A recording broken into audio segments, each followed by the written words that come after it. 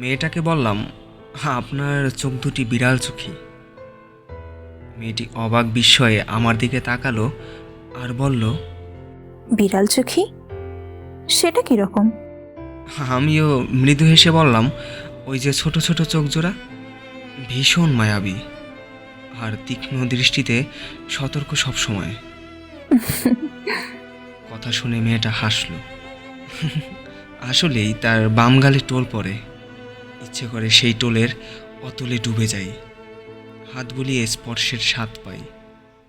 আমাকে অবাক মুগ্ধতাই তাকিয়ে থাকতে দেখে বলল, এভাবে মাছের মতন তাকিয়ে থাকতে আছে বুঝি? শুনে মুচকি একটা হাসি দিয়ে বললাম, আপনার কণ্ঠ জলতরঙ্গের ন্যায় বেশ সুরেলা। মেয়েটা ভুরো কুঁচকে তাকালো, চোখে দুষ্টুমি, ঠোঁটে লাজুকতা। মেয়েটিকে বললাম, আপনি স্নিগ্ধতা বুঝেন?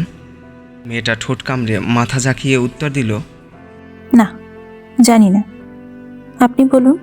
মেয়েটার বাতাসে উঠতে থাকা চুলগুলি মুখের উপরে যখন আসছিল, তখন সেটা দেখিয়ে বললাম, এইটাই স্নিগ্ধতা। মেয়েটার একটা দাঁত পাকা, গজদন্তিনী। মেয়েটার কপালে হাত ছুঁয়েই বললাম, সকালের শিশিরের মতন টুপ করে একদিন ছুঁয়ে দেবো আপনাকে। মেয়েটা লজ্জা পেল। এই মেয়েটা লজ্জা পেলে গালের দুই পাশে লাল আভা ধারণ করে।